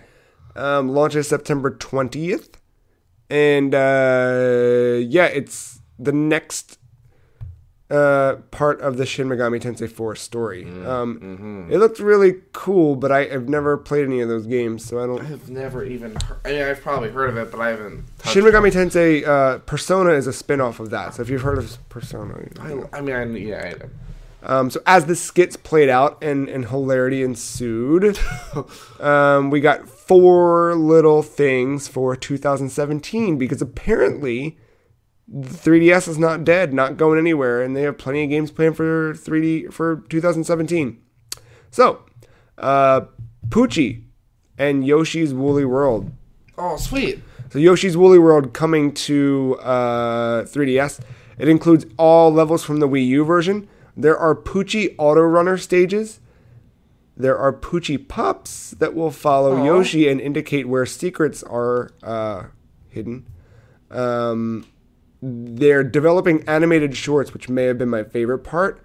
And the animated shorts are being created using this, which you can soon buy, or I guess you'll be able to buy when the game comes out, a Poochie amiibo made of yarn. Oh my god, I will buy that just to have that. Yeah. Also, whatever happened to those Pikmin animated shorts? They came out, they were great. What happened? Well, give me a minute. Ever Oasis. This was announced at E3. Developed by Grezzo. They're the people who helped to port Ocarina of Time and Majora's Mask to 3DS, and now they're making their own original title. It's an RPG set sort of like... It's got a very like Shantae kind of vibe to it, where it's like all like genie and... Yeah. Like some Mediterranean? Yeah, that kind of... I don't know. I don't know if that's the right word. Just like... There are a lot of blue-colored plates. Just like desert and jewels and scarves and genies and... David Carradine? Oases. What's the game called? Ever Oasis. So that comes out 2017 as well. Everclear's they went over a bit of the story and some gameplay features. It was an interesting little demo, but I kind of... Mario Sports Superstars. Coming spring 2017. 5 sports, Kyle. You ready? Yep. Soccer. Can I guess them? Yeah. What's soccer. The next? Yeah. It's golf in there? Golf. Oh, wow. Fucking cool. Is there a basketball, maybe? No. Is there a football? No. Is there a volleyball? No. So how many do I have? You got 2. You got soccer and golf. Okay. Rugby. No. Think American. Frisbee. Think American? I already said football. Like, what's America's favorite pastime? Oh, fuck baseball. Baseball. Curling? No. Ice hockey? Nope. Ice flocky? Close. Murder? No. So, I mean, 2 more sports. Are they... 2 more sports. American are they? These are not very... Racing? What kind of racing? horse racing? Yeah! It's gonna be the weirdest thing to watch. Yeah. Bowser would break a horse's back. And then swimming? No. What else? Give me a hint for this last one. There's been a standalone game of Mario blank. Tennis? Yeah. So, soccer, baseball, tennis, golf, and horse racing are your 5 sports as part of Mario Sports Superstars. Sports. Nothing gets me more excited than seeing Bowser on a horse. You know what? I might get this. Because, like, I've been thinking a lot about, like, all the old Mario golf games and all the... I almost put that in something. God damn it.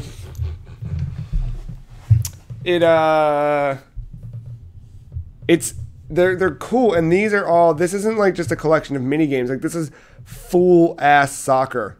Like, 11 on 11 soccer with Mario characters. In a game... How many characters? A lot of Koopas. I don't know. That was kind of dope, kind of out of nowhere, but really, really neat. And then...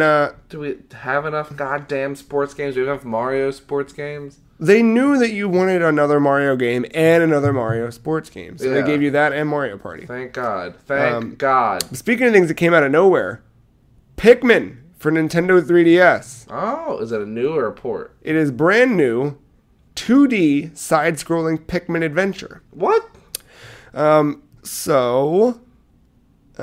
Here's the thing. When you... I'm going to open my 3DS just to demonstrate to you. It's all of the action happens on the bottom half, but your top half is like an extension of the screen. So it's almost like you took your TV and turned it on its side. And then cut it in half. And then played it. I don't know. Okay. So what you do is you use your D-pad or your circle pad to move Olimar, and you're using your stylus to tap on the screen where you'd like to throw your Pikmin. It's neat. It looks neat. It looks like a change of pace, kind of like earlier where we talked about, Metroid being able to break into the first-person realm. Yeah. Like this being able to switch into a 2D instead of what we've known Pikmin to be. Kind of cool. The one kind of whatever is this the Pikmin 4 that Miyamoto talked about, or do we still get that as like an NX launch title next year? I don't know. But that was it, man. That was question. Huh? It's a good question about the Pikmin. Oh yeah, we'll see. Is it just a filler game? Mm-hmm. So what do you think? Fuck. What was that Z move called? Jesus. Out of all the cool things, just you got to go back to the thing you hate the most. Because it's sticking in my mind. Pulverizing pancake? Or are you pulverizing pancake? Sorry. Pulverizing pancake. It was very late. 1. Part 2. The way it was angled. Looking at a fucking just a tall stack of pancakes. Just right after his divorce, and I just don't know. I just don't know what Karen made these. Yes, if you can download a special Munchlax that comes with a special Z crystal called Snorlian Z. And I feel like this is because they were like, hey, listen, we want to Mega Evolve more Pokemon, but we can't. And they're like, well, why not? It was because the exact, Dragonite Knight would sound dumb. So what about, Snorlaxian or whatever they fucking... What was it? Let's go scroll back down. I want to hear that name. Snorlian Z. Snorlian Z. Dragony Z. And they're like, we can't make him any better. We're sorry. And then I did like that one thing. I want to see Poochie amiibo. Poochie. The animated shorts are really dope. I would recommend going and looking that up because they're cool looking. They're working with a company. I don't remember the company's name, but they're all like little stop motion and then things. Yeah. Okay. Yeah. It was good. I mean, take yourself... it's all 3DS, pretty much. It was all... Yeah, and they said that the other day, like, hey, this is all about 3DS. We're going to do it. There were a couple Wii U things, like, flickered in. But, yeah, largely, Super Mario Maker on 3DS is dope. I don't know. I mean, not that... Honestly, there's enough on the 3DS, in the 3DS catalog that I have not touched yet, that even me buying this thing last week, I could sustain myself for another 3 years. But really, like, they're kind of doing it for me. Like, it's really, really cool that they still have stuff planned. I really like the idea of, again, I said it earlier, I don't think it's in 2016, close to 17 when this comes out. I don't think it's the best use of technology to limit sharing your stages on the 3DS version of Mario Maker to just local stuff. But the idea of Street Passes, that's a really, really cool thing. And the fact that here we are 5.5 years into, almost 6 years now, actually, since it launched in Japan, into the release of the 3DS as a family. Still updating Street Pass and making sure that Street Pass is still a core function of this. Sony abandoned Nier on the Vita years before they even abandoned the Vita. I mean, like a month or two after the Vita came out, maybe not even a month, man, like a week after, it was like, hey guys, you ever gonna tell us what Nier does? And it was like, fuck you. What? We're like, oh, you making another Uncharted game for this? Who? You know, I don't know. So I think that's cool, and I think that the fact they're adding it into stuff still is a really, really neat thing. Street Pass is one of the really cool facets of the 3DS that I really want to continue onto their next platform, whatever it might be. And I would hate to see Street Pass be relegated as just this thing that we, like humbly look back on, like a Rumble Pack or, whatever. Some feature that we forgot existed, and we can, you know what I mean? Like I want this to continue. I think it's a neat thing. I wish that they could implement it into their mobile games, because I think it'd be cool if we could. I mean, everybody has a phone in their pocket, and if you have a phone, you have a lawyer, and that's never gonna stop being my favorite joke of all time. But everybody has a phone, and I think it'd be cool if we could pass by one another and be like, "Hey, I'm your lawyer." I am your lawyer now. Look at me. I'm your lawyer now. I am the lawyer now. I don't think so. Well, Kyle, we gotta go. I made a video game. But before we go, don't wake me up. Oh, all right. Don't wake Daddy. Well, I was, wake me up. I've been really in the wham. Kyle, we have to talk about what's happening in September. What's happening? You have a birthday. I have a birthday. I don't like to talk about my birthday. I share it with Will Smith, T.I., Mark Hamill, Christopher Reeve, Michael Douglas, Catherine Zeta-Jones, that one bitch that people like, the mustache guy that looks like a walrus from Mythbusters, T.I., Will Smith. There's something else you share a birthday with.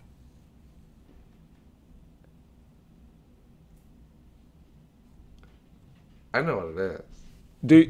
Do you know what it is? It is the the PlayStation 2. No, the Nintendo 64. It is the Nintendo 64. Well, is it the birthday or is it the day after my birthday?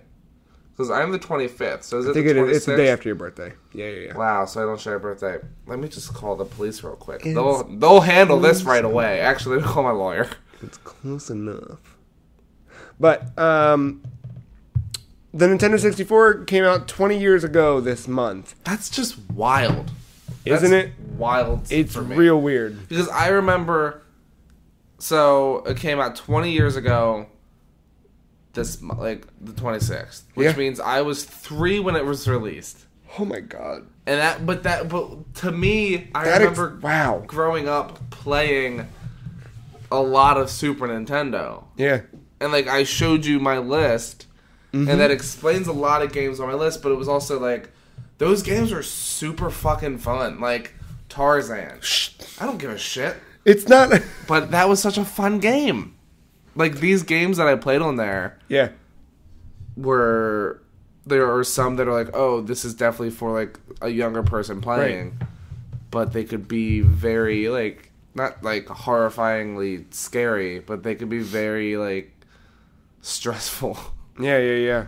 But yeah, I was weird because I don't remember getting a Super Nintendo or getting a Nintendo 64 until I was older. Yeah. And I remember the day that I got it, that the house got it, was because my brother had gotten braces and he was out of school. Because they got them that day. They came and picked me up from school. I was disgusted by the braces. But they were like, well, we have a Nintendo 64 now. And I said, all right, let's go. And I remember my brother and I shared a room. And he would sit on his bed and he would play Ocarina of Time. Perfect. And I would beg him to not play, to not let it go through the night cycle. Because I didn't want to see the skeletons rise from the grave. And I didn't want to have a nightmare. The window was above my bed. They could break in. That's true. I get it. On the second floor. They could, though. They could climb out and they could climb up. Oh, stop. Up and out. Or out and up. We are to celebrate the Nintendo 64. Good times. Whole month we're talking about it. I posted a cover story this morning that you can go read on thefreecheese.com titled Influence, which is just sort of like summing up the theme of Influence. The month of just sort of how do our modern games how are our modern games shaped by the N64? How are we shaped by the N64? What things came of it? What was it influenced by? And sort of just looking at it as kind of where we've been and where we're going.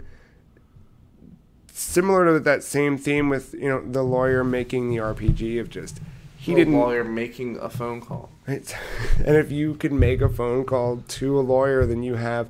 He didn't know he was going to necessarily make a game when he set out to become a lawyer. There's 2 dogs. Is it time to wrap up, boys? There they go.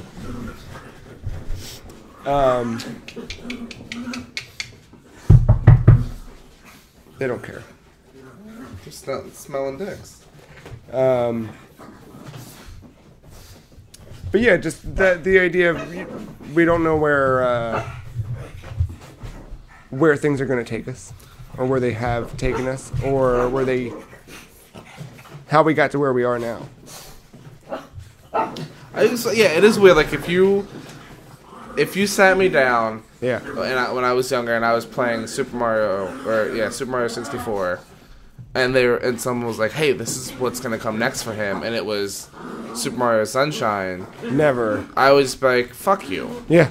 Number one, I would think that's a stupid idea. Get that backpack off of him right away. Why is a water hose talking to Mario? He's got to clean up the streets. And but it's great because in my head I would say, why the fuck is that backpack talking? Give me that little toad guy back over here real quick.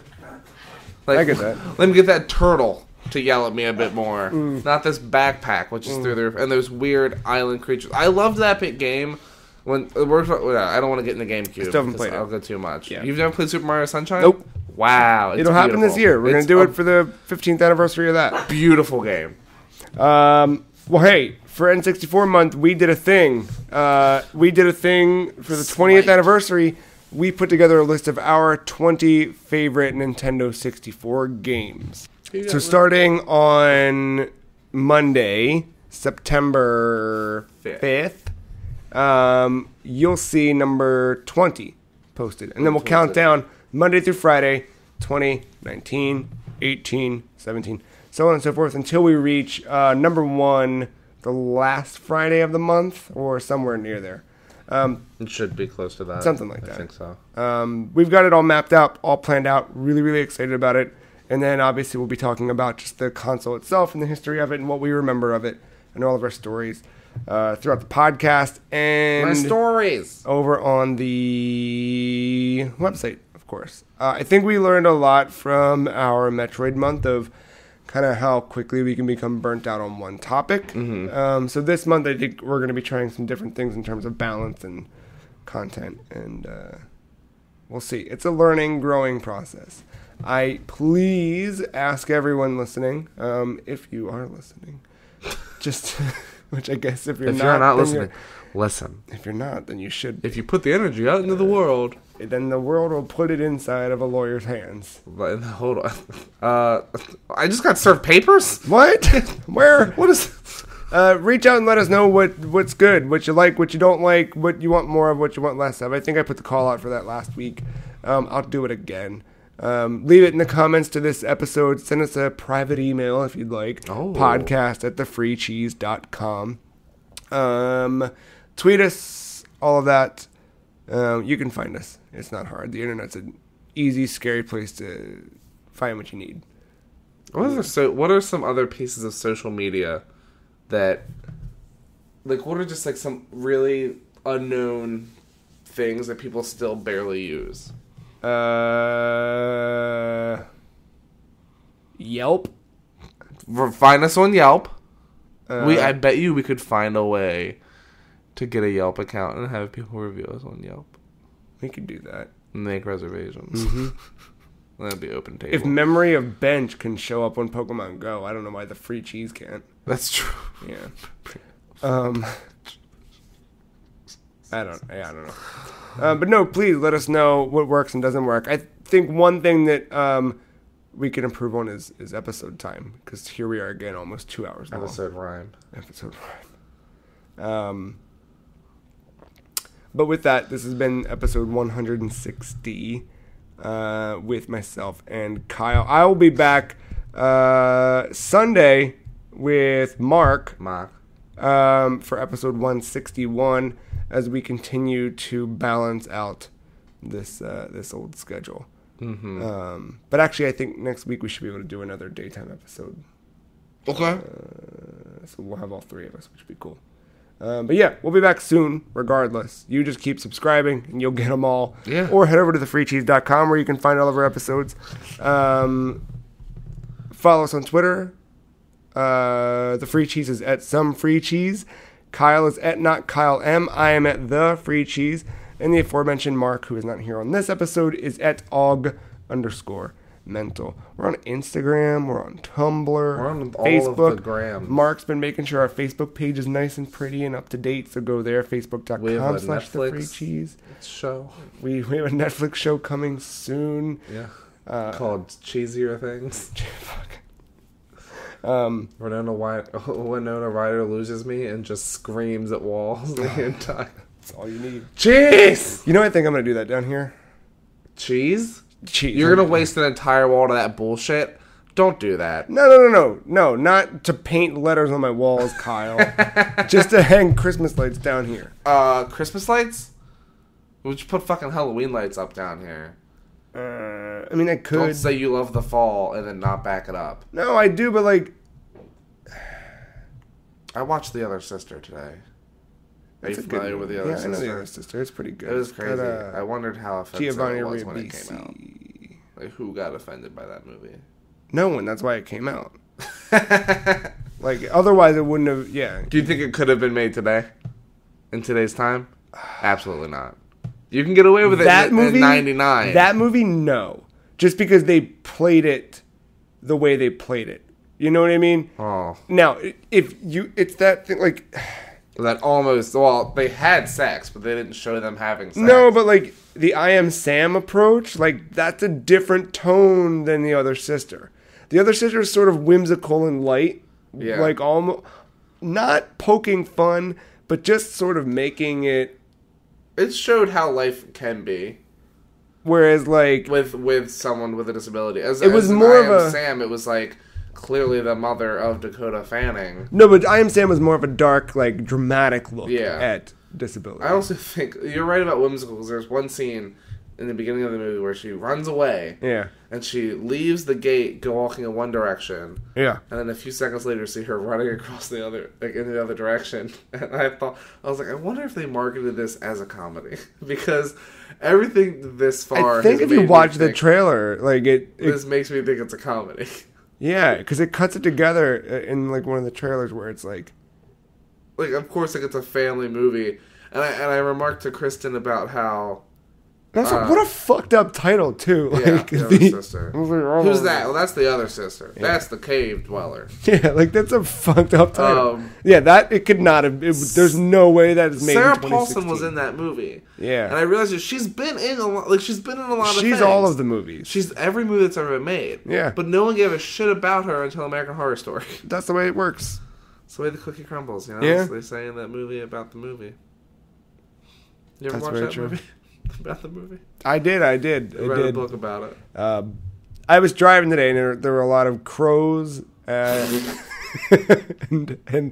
and small ravens flying in the sky, and I said, someone should make a movie about birds that attack everyone from the sky. And then I realized, I'm uncultured. Birds.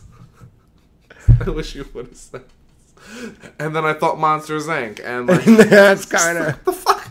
I was like Monster-in-Law, like yes, with J-Lo and yes. the woman. I'm trying to remember her name. Don't tell me. Ben Affleck. No, that's Geely. Oh shit.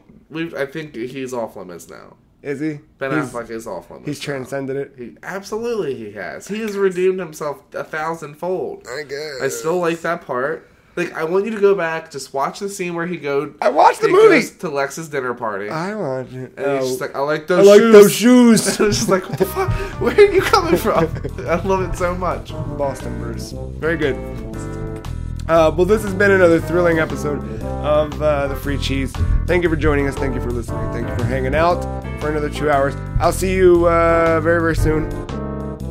Thank you, Kyle. You're welcome. Until the next... Oh, did you want me to say thank you? No, I didn't know. I don't know what to say. I used to be really good at closing these things. Remember that? And now I just sort of like say bullshit until my mouth stops moving. Bitch. And until my hand hits the space bar. Yeah, well. So... Because at least for, you can get some good moments. I did, yeah. I used to rack them up. And now it's just countdown to space bars. Just count down to Space Jam.